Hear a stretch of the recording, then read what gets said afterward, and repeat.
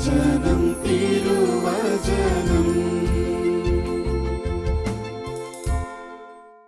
ഈശോ മിശിഹായ്ക്ക് സ്തുതിയായിരിക്കട്ടെ. പ്രിയപ്പെട്ട ദൈവജനമേ, വലിയ ഒരു അനുഗ്രഹത്തിൻ്റെ ദിവസത്തിലാണ് നമ്മളെല്ലാവരും. ദൈവത്തിൻ്റെ കരുണയെക്കുറിച്ച് ധ്യാനിക്കുന്ന വലിയ അനുഗ്രഹത്തിൻ്റെ ഒരു ദിവസം. ഈ ദിവസത്തിൽ പ്രഭാഷകൻ്റെ പുസ്തകം 35-ാം അധ്യായം 26-ാം തിരുവചനം, ഈ ശുശ്രൂഷയുടെ ആരംഭത്തിൽ തന്നെ ദൈവത്തിൻ്റെ ആത്മാവ് നമുക്ക് സമ്മാനിക്കുകയാണ്. പ്രഭാഷകൻ്റെ പുസ്തകം 35-ാം അധ്യായം 26-ാം തിരുവചനം. വചനം ഇങ്ങനെ പഠിപ്പിക്കുന്നു: വരൾച്ചയുടെ നാളുകളിൽ മഴക്കാറ് പോലെ കഷ്ടതയിൽ കർത്താവിൻ്റെ കരുണ ആശ്വാസപ്രദമാണ്. ഒരു വരൾച്ചയുടെ നടുവിൽ ഒരു മഴക്കാറ് കാണുമ്പോൾ ഉണ്ടാകുന്ന ആശ്വാസം അത് വലിയൊരു ആശ്വാസമല്ലേ? എന്നതുപോലെ ഈ കഷ്ടതയുടെ നാളുകളിൽ ദൈവത്തിൻ്റെ കരുണ നമുക്ക് ആശ്വാസമാണ്. മഹാമാരിയുടെ നടുവിൽ മരണത്തിൻ്റെ എണ്ണം കൂടിക്കൊണ്ടിരിക്കുമ്പോൾ, രോഗികളുടെ എണ്ണം കൂടിക്കൊണ്ടിരിക്കുമ്പോൾ, ജീവിതത്തിൻ്റെ വല്ലാത്ത ഒരു അനിശ്ചിതാവസ്ഥയുടെ നടുവിൽ മുമ്പോട്ട് നോക്കുമ്പോൾ പ്രത്യാശിക്കാൻ പോലും ഒന്നും കാണാൻ പറ്റാത്ത വണ്ണം ഇരുട്ട് ഏറിക്കൊണ്ടിരിക്കുമ്പോൾ നിന്റെ തൊട്ട് മുമ്പിൽ പ്രത്യാശയായി ദൈവത്തിൻ്റെ കരുണ, ആശ്വാസമായി ദൈവത്തിൻ്റെ കരുണ നിന്നെ വലയം ചെയ്യുകയാണ്. പ്രിയപ്പെട്ട ദൈവജനമേ, ഈ സമയത്ത് ലോകത്തിൻ്റെ പല ഭാഗങ്ങളിൽ ഇരുന്നു കൊണ്ട് ഈ വചനം നിങ്ങൾക്ക് ശ്രവിക്കാൻ സാധിക്കുന്നതും എനിക്ക് ഇവിടെ നിന്ന് ഈ വചനം പറയാൻ സാധിക്കുന്നതുമെല്ലാം ദൈവത്തിൻ്റെ കരുണയാണ്, മറ്റൊന്നുമല്ല. ദൈവത്തിൻ്റെ കരുണയാണ് നമ്മളെല്ലാവരെയും ചേർത്ത് നിർത്തുന്നത്. അങ്ങനെയെങ്കിൽ പ്രിയപ്പെട്ട ദൈവജനമേ, നമുക്ക് നന്നായിട്ട് പ്രാർത്ഥിക്കാം. നിങ്ങൾ ഈ സമയത്ത് പലവിധ ജോലികളിലും പല കാര്യങ്ങളിലും വ്യാപൃതരായിരിക്കാം. ഒരു നിമിഷം നിങ്ങളുടെ ശ്രദ്ധയും പ്രാർത്ഥനയുമെല്ലാം ദൈവമേ നിൻ്റെ കരുണ ഞങ്ങളിൽ നിറയണമേ എന്ന് ആയിരിക്കട്ടെ. നമുക്കിങ്ങനെ പ്രാർത്ഥിക്കാം. പിതാവായ ദൈവമേ, പുത്രനായ യേശുവേ, പരിശുദ്ധാത്മാവേ, നിൻ്റെ കരുണയാൽ ഞങ്ങളുടെ ഹൃദയങ്ങളെ നിറയ്ക്കണമേ. ഈ കാലഘട്ടത്തിലെ കരുണയുടെ പ്രവാചകന്മാരായി ഞങ്ങളെ ഉയർത്തണമേ. പരിശുദ്ധ അമ്മേ മാതാവേ, കരുണ ഈ ലോകത്തിന് സമ്മാനിച്ചമ്മേ, ഞങ്ങൾക്ക് വേണ്ടി മധ്യസ്ഥം വഹിക്കണമേ. ആമേൻ.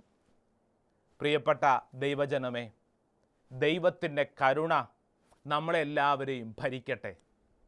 അപ്രകാരം ദൈവത്തിൻ്റെ കരുണ നമ്മളെ ഭരിക്കുമ്പോൾ ഈ കാലഘട്ടത്തിൻ്റെ കരുണയുടെ പ്രവാചകന്മാരായി നമ്മൾ മാറും. ഈ ആത്മീയ വിചിന്തന സമയത്ത് രണ്ട് പ്രധാനപ്പെട്ട കാര്യങ്ങൾ നമ്മൾ തിരുവചനത്തിൻ്റെ വെളിച്ചത്തിൽ പഠിക്കുകയും ധ്യാന വിഷയമാക്കുകയുമാണ്. ഒന്നാമത്തെ ആത്മീയ ചിന്ത, പ്രിയപ്പെട്ടവരെ, ദൈവത്തിൻ്റെ കരുണ നിത്യം നിലനിൽക്കുന്നതാണെന്ന് വചനം നമുക്ക് ഉറപ്പ് നൽകുകയാണ്. ഞാനിത് പറയാൻ ഒരു പ്രധാനപ്പെട്ട കാര്യമുണ്ട്. കാരണം ഈ മഹാമാരി ആഞ്ഞടിക്കുമ്പോൾ അനേകരുടെ ഉള്ളിലുള്ള ഒരു സങ്കടം എന്ന് പറയുന്നത് ഇത്രയും നാളും പ്രാർത്ഥിച്ച പ്രാർത്ഥനയും ഇത്രയും നാളും അനുഷ്ഠിച്ച കൂദാശ ജീവിതമൊക്കെ വെറുതെയായിപ്പോയോ എന്നൊരു ചിന്ത ചുരുക്കം ചിലരുടെയെങ്കിലും ഉള്ളിലെങ്കിലും ഒരെതിർ ചിന്ത പോലെ അവരെ പുറകോട്ട് വലിക്കുന്നുണ്ട്. നിരീശ്വരവാദികളും ദൈവനിഷേധകരുമൊക്കെ ഈ നാളുകളിലൊക്കെ പ്രസംഗിക്കുന്നില്ലേ, എഴുതുന്നില്ലേ, ദൈവമുണ്ടോ? ദൈവമുണ്ടെങ്കിൽ എവിടെ? ദൈവമുണ്ടെങ്കിൽ പിന്നെ എങ്ങനെ ഈ മഹാമാരി? അപ്പോൾ ചോദ്യം എന്താണ്? ദൈവത്തിൻ്റെ കരുണ നിലച്ചു പോയോ? പ്രിയപ്പെട്ടവരെ, അതിനുള്ളൊരു ഉത്തരമാണ് ഈ ആത്മീയ മണിക്കൂറിൽ ആദ്യ ഭാഗത്ത് തിരുവചനത്തിൻ്റെ വെളിച്ചത്തിൽ പങ്കുവയ്ക്കുന്നത്. സങ്കീർത്തകനായ ദാവീദ് ഒരു വളരെ പ്രസക്തമായ ചോദ്യം ഇതിനോട് ചേർത്ത് വെച്ച് ചോദിക്കുന്നുണ്ട്. സങ്കീർത്തന പുസ്തകം 77-ാം അധ്യായം 8-ാം തിരുവചനം. വചനം ഇങ്ങനെയാണ്: അവിടുത്തെ കരുണ എന്നേക്കുമായി നിലച്ചുവോ? അവിടുത്തെ വാഗ്ദാനങ്ങൾ എന്നേക്കുമായി അവസാനിച്ചുവോ? അവിടുത്തെ കരുണ തീർന്നു പോയോ? ഈ മഹാമാരിയുടെ നടുവിൽ, ജീവിതത്തിൻ്റെ വല്ലാത്ത സങ്കടങ്ങളുടെ നടുവിൽ നമ്മുടെ ഉള്ളിലുള്ള ഒരു ചോദ്യമല്ലേ, എന്താണത്? ദൈവത്തിൻ്റെ കരുണ അത് അവസാനിച്ചുവോ? വാഗ്ദാനങ്ങളൊക്കെ തീർന്നു പോയോ? പ്രിയപ്പെട്ടവരെ, ഈ ചോദ്യത്തിനുള്ള ഉത്തരം വിശുദ്ധ ഗ്രന്ഥത്തിൽ മനോഹരമായിട്ട് നൽകിയിട്ടുണ്ട്. നിങ്ങൾക്ക് എടുത്തു ധ്യാനിക്കാം. അതിലേറ്റവും പ്രധാനമായിട്ടുള്ള സുന്ദരമായ ഉത്തരം നൽകിയിരിക്കുന്നത് ലൂക്കാ സുവിശേഷകനാണ്. ലൂക്കായുടെ സുവിശേഷം 1-ാം അധ്യായം 50-ാം തിരുവചനം. വചനം ഇങ്ങനെ പഠിപ്പിക്കുന്നു: അവിടുത്തെ ഭക്തരുടെ മേൽ തലമുറകൾ തോറും അവിടുന്ന് കരുണ വർഷിക്കും. അവിടുത്തെ ഭക്തരുടെ മേൽ എങ്ങനെ? തലമുറകൾ തോറും അവിടുന്ന് കരുണ വർഷിക്കും. ഏതെങ്കിലും ഒരു ദുരന്തത്തിൻ്റെ മുമ്പിൽ അവസാനിക്കാനുള്ളതല്ല, മറിച്ച് തലമുറകൾ തോറും വർഷിക്കപ്പെടുന്ന ദൈവ കരുണ അത് നിത്യം നിലനിൽക്കുന്ന ഒരു യാഥാർത്ഥ്യമാണ്. നിയമാവർത്തന പുസ്തകം 4-ാം അധ്യായം 31-ാം തിരുവചനം. ബൈബിളെടുത്ത് വായിച്ച് ധ്യാനിച്ചു കൊള്ളുക. നിയമാവർത്തന പുസ്തകം 4-ാം അധ്യായം 31-ാം തിരുവചനം ഇങ്ങനെ പറയുന്നു: നിങ്ങളുടെ ദൈവമായ കർത്താവ് കരുണയുള്ള ദൈവമാണ്. അവിടുന്ന് നിങ്ങളെ കൈവിടുകയോ നശിപ്പിക്കുകയോ നിങ്ങളുടെ പിതാക്കന്മാരുടെ ശപഥം ചെയ്തിട്ടുള്ള ഉടമ്പടി വിസ്മരിക്കുകയോ ഇല്ല. നിങ്ങളുടെ ദൈവമായ കർത്താവ് കരുണയുള്ള ദൈവമാണ്. ഇക്കാലം അത്രയും നൽകപ്പെട്ടിട്ടുള്ള വാഗ്ദാനങ്ങളും ഇക്കാലം അത്രയും നൽകപ്പെട്ടിട്ടുള്ള ഉടമ്പടിയും ഒരിക്കലും ദൈവം വിസ്മരിക്കുന്നില്ല. അങ്ങനെയെങ്കിൽ എന്നെ കേൾക്കുന്ന പ്രിയപ്പെട്ട ദൈവജനമേ, നീ ഒരു കാര്യം ഉറപ്പിക്കുക നിൻ്റെ മനസ്സിൽ: നിന്നെ ദൈവം കൈവിട്ട ഒരു സമയമല്ല ഈ മഹാമാരിയുടെ സമയം. ദൈവത്തിൻ്റെ കരുണ സ്വീകരിക്കാനുള്ള നല്ല സുന്ദരമായ സമയമാണ്. ശരിയാണ്, രോഗം അതിശക്തമായി നമ്മളെയൊക്കെ വ്യാപരിക്കുന്നുണ്ട്. പറയുന്ന ഞാനും കേൾക്കുന്ന നിങ്ങളുമൊക്കെ ഒരുപക്ഷെ ജീവിതത്തിൻ്റെതായ വല്ലാത്ത ഒരു ദുർഘടമായ ഘട്ടത്തിലൂടെ കടന്നു പോവുകയാണ്. ഈ സങ്കടത്തിൻ്റെ നടുവിൽ, ഇരുട്ടിൻ്റെ നടുവിൽ നീ ഉറപ്പിച്ചുകൊള്ളുക, ദൈവത്തിൻ്റെ കരുണ അത് നിത്യം നിലനിൽക്കുന്ന കരുണയാണ്. വീണ്ടും സങ്കീർത്തകനായ ദാവീദ് നമ്മളെ പഠിപ്പിക്കുന്ന വലിയ പ്രസക്തമായ ഒരു ദൈവവചനം, സങ്കീർത്തനം 87 വചനം 28. വചനം ഇങ്ങനെ പറയുന്നു: എൻ്റെ കരുണ എപ്പോഴും അവൻ്റെ മേലുണ്ടായിരിക്കും, അവനോടുള്ള എൻ്റെ ഉടമ്പടി അചഞ്ചലമായി നിലനിൽക്കും. ദൈവത്തിൻ്റെ കരുണ നിത്യം നിലനിൽക്കുന്നതാണ്. പ്രിയപ്പെട്ടവരെ, അങ്ങനെയെങ്കിൽ ഈ പറഞ്ഞ ദൈവവചനത്തിൻ്റെ ശക്തി നമ്മുടെ ജീവിതങ്ങളിൽ ആത്മാർത്ഥമായി നമുക്ക് ക്ലെയിം ചെയ്ത് പ്രാർത്ഥിക്കാം. തലമുറകൾ തോറും നിലനിൽക്കുന്ന കരുണ. പ്രിയപ്പെട്ടവരെ, വിശുദ്ധ ഗ്രന്ഥം വായിച്ചു പോകുമ്പോൾ നമ്മുടെ മുമ്പിൽ നൽകുന്ന വലിയൊരു ഉറപ്പാണ് ഈ സമയം നിങ്ങളോടിതാ പ്രഖ്യാപിക്കുന്നത്. ആരെങ്കിലുമൊക്കെ നിരാശപ്പെട്ട് ദൈവം പോലും ഉപേക്ഷിച്ചു, പ്രാർത്ഥിച്ചത് വെറുതെയായി എന്നിങ്ങനെ എതിർചിന്തകളുമായിട്ട് ആരെങ്കിലും ഈ സമയത്ത് വചനം കേൾക്കുന്നെങ്കിൽ നിന്റെ മനസ്സിൽ ഒരു കാര്യം ഉറപ്പിച്ചുകൊള്ളൂ: നിന്റെ ദൈവം നിന്നെ ഉപേക്ഷിച്ചിട്ടില്ല. ദൈവത്തിൻ്റെ കരുണ അത് നിത്യം നിലനിൽക്കുന്ന കരുണയാണെന്ന് വചനം പഠിപ്പിക്കുകയാണ്. ദൈവം ഇപ്രകാരം ഒരു ആത്മീയ സത്യത്തെ നിന്നെ പഠിപ്പിക്കുമ്പോൾ ഒരു പ്രസക്തമായ കാര്യം നീ ശ്രദ്ധിക്കേണ്ടിയിരിക്കുന്നു: ദൈവത്തിൻ്റെ കരുണയെ നീ നിസ്സാരവൽക്കരിക്കരുത്. ഏതെങ്കിലും ഒരു പ്രശ്നം ഉണ്ടാകുമ്പോൾ ഇട്ടിട്ട് പോകുന്നതല്ല ദൈവത്തിൻ്റെ കരുണയും സ്നേഹവും. നീ അതിനെ നിസ്സാരവൽക്കരിക്കരുത്. എന്തിനു വേണ്ടിയിട്ടാണ് ദൈവത്തിൻ്റെ കരുണ നമ്മളെ പിന്തുടരുന്നത്? എന്തിനു വേണ്ടിയിട്ടാണ്? ചിലരെങ്കിലുമൊക്കെ ജീവിതത്തിൻ്റെ ചില സമയങ്ങളിൽ പറഞ്ഞു കേട്ടിട്ടുണ്ട്: ഓ, ദൈവത്തിൻ്റെ കരുണ നിത്യം നിലനിൽക്കുന്നതല്ലേ, എന്തെല്ലാം ചെയ്താലും കുഴപ്പമൊന്നുമില്ല, ദൈവത്തിൻ്റെ കരുണയാൽ സ്വർഗത്തിൽ പൊക്കോളും. അതായത് എന്ത് തെമ്മാടിത്തരവും ചെയ്താലും കുഴപ്പമില്ല, എന്ത് പാപ വഴികളിലൂടെ പോയാലും കുഴപ്പമില്ല, ദൈവത്തിൻ്റെ കരുണ നോക്കിക്കൊള്ളും. വചനം പറയുന്നത് ദൈവത്തിൻ്റെ കരുണയെ നീ നിസാരവൽക്കരിക്കരുത് എന്നുള്ളതാണ്. എന്നിട്ട് ദൈവവചനം കൃത്യമായിട്ട് നമ്മളോട് ഓർമ്മപ്പെടുത്തുന്നുണ്ട് എന്തിനാണ് ദൈവത്തിൻ്റെ കരുണ, അതിനൊരു ലക്ഷ്യമുണ്ട്. ഈ സത്യം നമ്മളെ പഠിപ്പിക്കുന്നത് റോമാക്കാർക്ക് എഴുതിയ ലേഖനം 2-ാം അധ്യായം 4-ാം തിരുവചനമാണ്. വിശുദ്ധ പൗലോസ്ലീഹ റോമാക്കാർക്ക് എഴുതിയ ലേഖനം 2-ാം അധ്യായം 4-ാം തിരുവചനം. വചനം പറയുന്നു, അവിടുത്തെ നിസ്സീമമായ കരുണയും സഹിഷ്ണുതയുമായി ക്ഷമയും നീ നിസാരവൽക്കരിക്കുകയാണോ ചെയ്യുന്നത്? ദൈവത്തിൻ്റെ കരുണയെ നീ നിസാരവൽക്കരിക്കുകയാണോ ചെയ്യുന്നത്? എന്നിട്ട് വചനം പറയുകയാണ്, നിന്നെ അനുതാപത്തിലേക്ക് നയിക്കുകയാണ് ദൈവ കരുണയുടെ ലക്ഷ്യമെന്ന് നീ അറിയുന്നില്ലേ? അതായത് നമ്മൾ ഇന്ന് ഈ സമയത്ത് ശ്രദ്ധിച്ചുകൊള്ളൂ. അതായത് നമ്മൾ ഇന്ന് ദൈവത്തിരുമുമ്പിൽ ധ്യാനിക്കുമ്പോൾ നമുക്കൊരു കാര്യം ബോധ്യപ്പെടുന്നു. നമ്മൾ ഇന്ന് ആയിരിക്കുന്നത് എന്തിൻ്റെ അടിസ്ഥാനത്തിലാണ്? ദൈവകരുണയുടെ അടിസ്ഥാനത്തിലാണ്. ഇക്കാലം അത്രയും നമ്മുടെ ജീവിതത്തിൽ കടന്നു പോകുന്ന അനേക വഴികളെ നിങ്ങൾ ധ്യാന വിഷയമാക്കൂ. നമ്മൾ ഇന്ന് ഇപ്പോൾ ആയിരിക്കുന്ന അവസ്ഥ നമ്മുടെ കഴിവ് കൊണ്ട് നേടിയതാണോ? നമുക്ക് അഹങ്കരിക്കാൻ മാത്രം എന്തുണ്ട്? നമ്മുടെ ജീവിതത്തിൽ നമ്മൾ ആയിരിക്കുന്നതെല്ലാം ദൈവത്തിൻ്റെ ഈ കരുണ കൊണ്ടാണ്. അങ്ങനെയുള്ളപ്പോൾ പിന്നെ എന്തിലാണ് നമ്മൾ അഭിമാനിക്കുകയും അഹങ്കരിക്കുകയും ചെയ്യുന്നത്? ദൈവത്തിൻ്റെ കരുണയെ നമ്മൾ വേണ്ട വിധം ബഹുമാനിക്കുന്നുണ്ടോ, അതോ നിസ്സാരവൽക്കരിക്കുകയാണോ? ഞാൻ ആദ്യം പറഞ്ഞില്ലേ, ചിലരുടെയൊക്കെ ഒരു ശൈലിയിൽ തന്നെയുണ്ട്, ദൈവം നോക്കിക്കോളും, കുഴപ്പമില്ല, എന്ത് തെമ്മാടിത്തരവും ചെയ്യാം. അങ്ങനെയല്ല, മറിച്ച് ദൈവ കരുണയുടെ ലക്ഷ്യമെന്ന് പറയുന്നത് എന്തിനു വേണ്ടിയിട്ടുള്ളതാ? അത് അനുതാപത്തിലേക്ക് നയിക്കപ്പെടണം.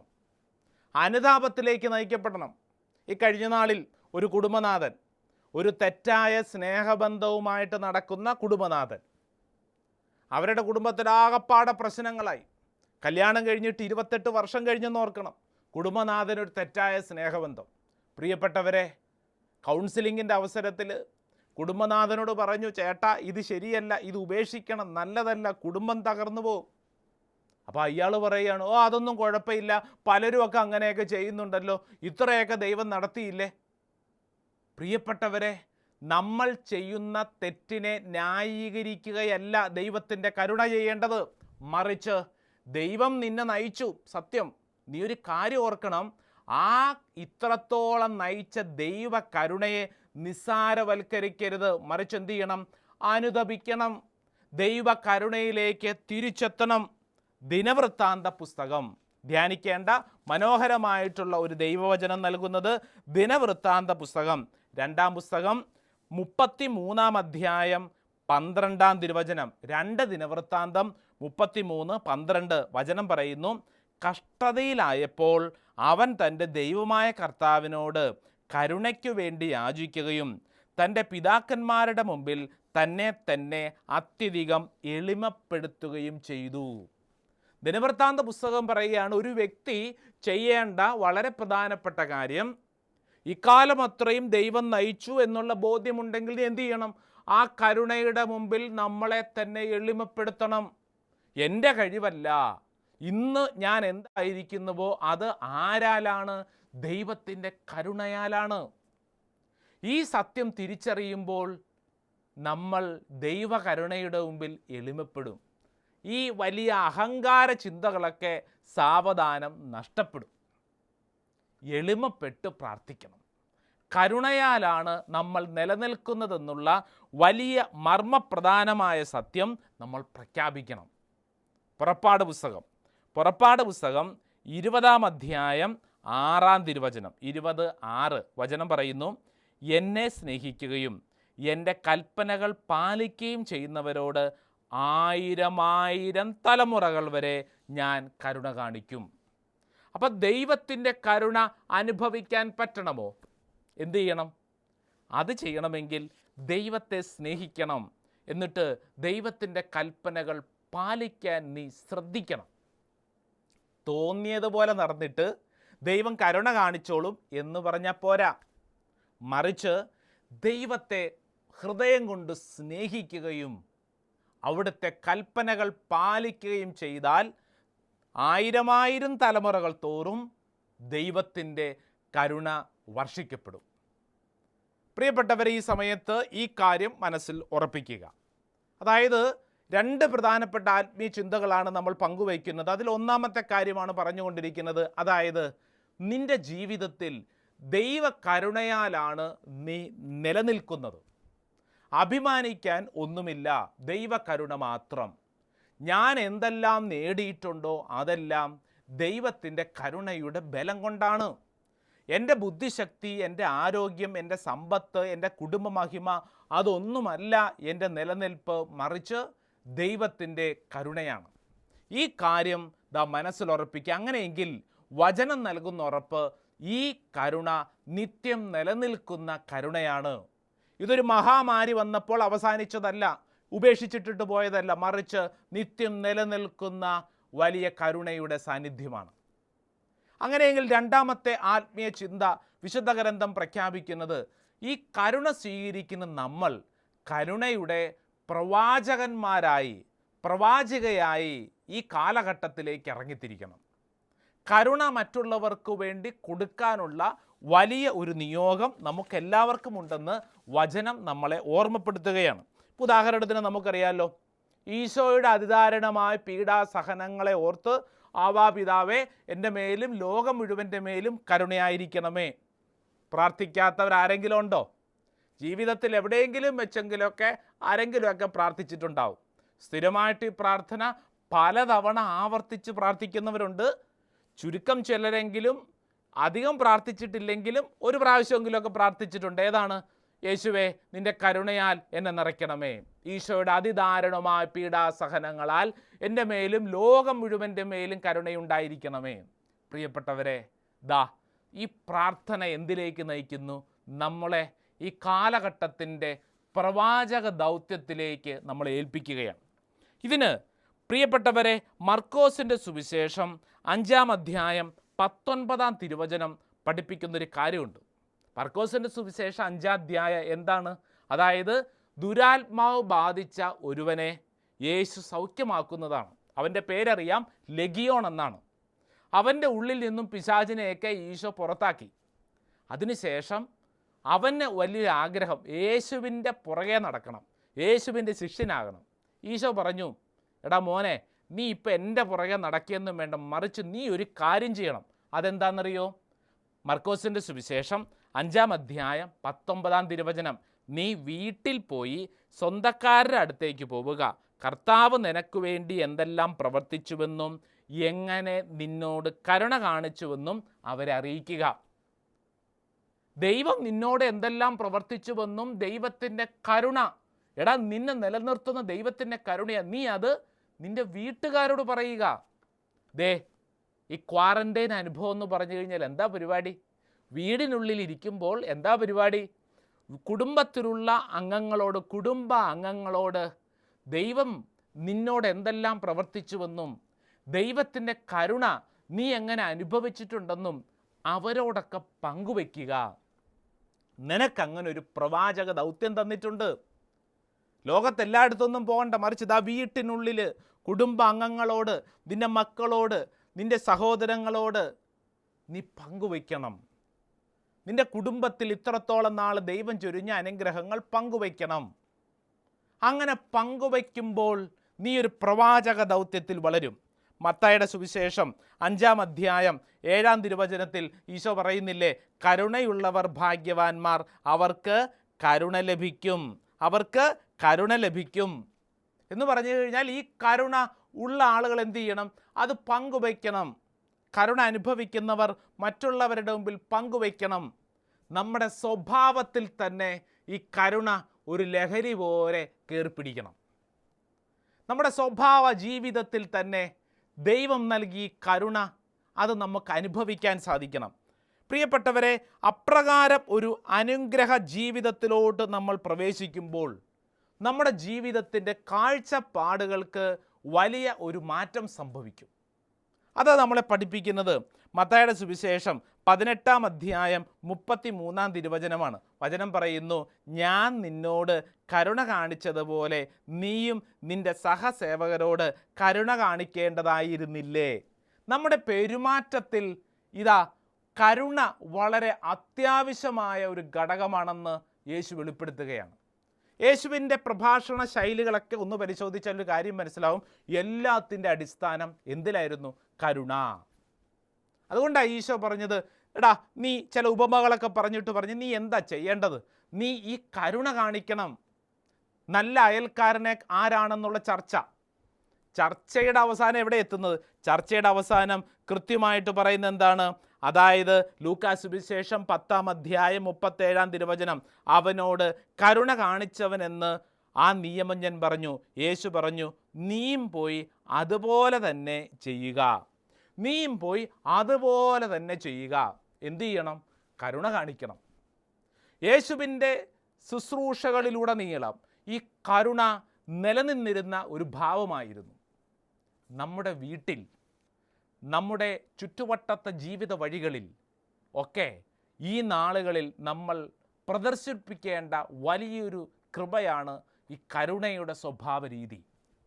യേശു നമ്മളെ ക്ഷണിക്കുന്നത് അത്തരത്തിലുള്ള കരുണയുടെ പ്രവാചക ദൗത്യമാണ്. നമ്മുടെ സംസാരത്തിൽ, നമ്മുടെ പെരുമാറ്റ രൂപത്തിലൊക്കെ എന്തു വേണം? ഈ കരുണ നിറയപ്പെടുന്ന അനുഭവം ഉണ്ടാവണം. പ്രത്യേകിച്ച് നിങ്ങൾ വീടിനുള്ളിലായിരിക്കുമ്പോൾ നമ്മൾ ചിന്തിച്ച് നോക്കിയേ, കുറേ ദിവസങ്ങളായി വീട്ടിനുള്ളിലാണ്, വല്ലാണ്ട് അസ്വസ്ഥപ്പെട്ടുകൊണ്ടിരിക്കുന്നു. നമ്മുടെ ഉള്ളിൽ എതിർചിന്തകളാണോ അതോ ദൈവിക ചിന്തകളാണോ വർദ്ധിക്കുന്നത്? നമ്മുടെ കുടുംബാംഗങ്ങൾ തമ്മിൽ ഒരുപക്ഷെ നിങ്ങൾ ചിന്തിച്ച് നോക്കി, നിങ്ങളുടെ ജീവിതത്തിൽ ഇന്നു വരെ ഇതുപോലെ ആ കുടുംബാംഗങ്ങൾ തമ്മിൽ ഒരുമിച്ചിരിക്കാൻ പറ്റിയിട്ടുണ്ടോ? ഇതുപോലൊരവസരം ഉണ്ടായിട്ടുണ്ടോ?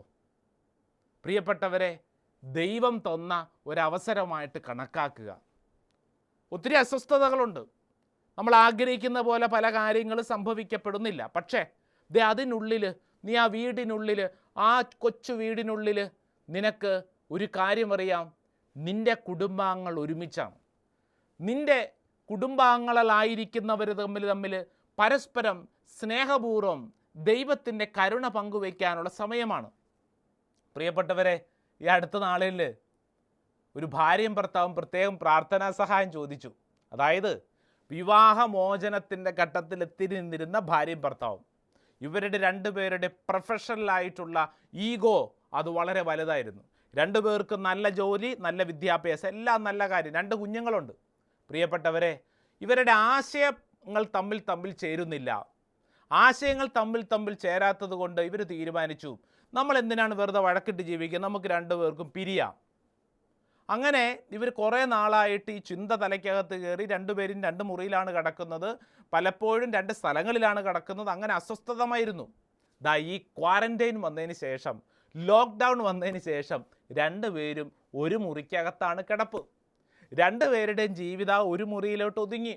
പ്രിയപ്പെട്ടവരെ, ഈ ദിവസങ്ങളിൽ അവരിങ്ങനെ പറയുകയായിരുന്നു, അച്ഛാ, ഈ ലോക്ക്ഡൗൺ വന്നതിന് ശേഷം ഞങ്ങളുടെ സ്വഭാവത്തിൽ വലിയ മാറ്റങ്ങൾ സംഭവിച്ചു. പരസ്പരം കരുണയോടുകൂടി ഞങ്ങൾ ഇടപെടാൻ തുടങ്ങി. ഞങ്ങളുടെ ആശയങ്ങളിൽ ഉണ്ടായിരുന്ന പൊരുത്തക്കേടുകളൊക്കെ അച്ഛൻ മാറി. അച്ഛാ, പ്രിയപ്പെട്ടവരെ, ദൈവത്തിൻ്റെ കരുണയാണ് അവിടെ പ്രവർത്തിക്കുന്നത് നമ്മുടെ സംസാര ശൈലികളിൽ. അതുകൊണ്ടാണ് വിശുദ്ധ പൗലോസ് ശ്ലീഹ കൊളോസ്യർക്ക് എഴുതിയ ലേഖനം 4-ാം അധ്യായം 6-ാം വചനം പറയുന്നത്, നിങ്ങളുടെ സംസാരം എപ്പോഴും കരുണാമസൃണവും ഹൃദ്യവുമായിരിക്കട്ടെ, ഓരോരുത്തരോടും എങ്ങനെ മറുപടി പറയണമെന്ന് നിങ്ങൾ മനസ്സിലാക്കിയിരിക്കണം. പൗലോസ് ശ്ലീഹ പറയുകയാണ്, കരുണ വേണം, നിൻ്റെ സംസാരത്തിൽ കരുണ വേണം. ധാർഷ്ട്യഭാവങ്ങൾ ഒക്കെ മാറ്റിവെച്ച് കരുണയോടുകൂടി ഇടപെടണം. അങ്ങനെ ഇടപെടുമ്പോഴാണ് അതിൽ അനുഗ്രഹം ഉണ്ടാവുന്നത്.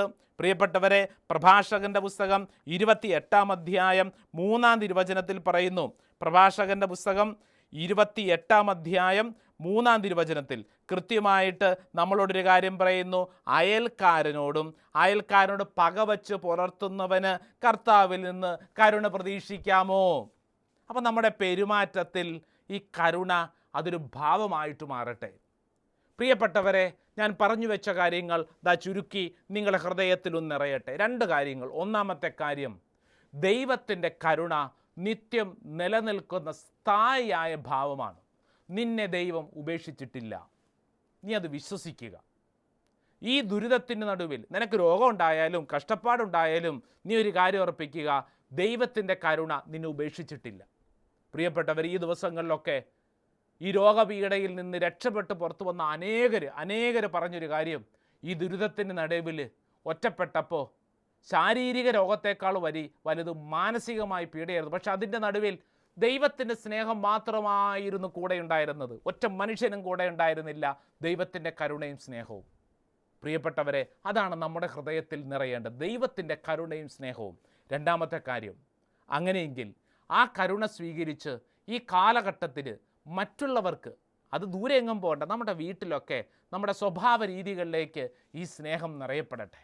പ്രിയപ്പെട്ടവരെ, അവസാനമായി നമ്മുടെ ഈ ശുശ്രൂഷയുടെ സമാപന മേഖലയിൽ നമുക്കൊരു പ്രാർത്ഥന പോലെ നമുക്കിങ്ങനെ യൂദാസിൻ്റെ പുസ്തകം ചെറിയൊരു പുസ്തകമുണ്ട് ബൈബിളിൽ. യൂദാസിൻ്റെ പുസ്തകം 1-ാം അധ്യായം 2-ാം വചനം പറയുന്നു, നിങ്ങളിൽ കരുണയും സമാധാനവും സ്നേഹവും സമൃദ്ധിയായി ഉണ്ടാകട്ടെ. ഇതൊരാശംസയാണ്. ഈ നാളുകളിൽ നമ്മുടെ ജീവിതത്തിൽ നിറയപ്പെടേണ്ട വളരെ പ്രധാനപ്പെട്ട കാര്യം, ദൈവത്തിൻ്റെ കരുണയും സ്നേഹവും സമാധാനവും സമൃദ്ധിയായി നിറയട്ടെ. പ്രിയപ്പെട്ടവരെ, ഈ ആഗ്രഹത്തോടും പ്രാർത്ഥനയോടും കൂടെ നമുക്കായിരിക്കാം. ദൈവസമൃദ്ധമായിട്ട് നമ്മളെ അനുഗ്രഹിക്കട്ടെ. ആമേൻ.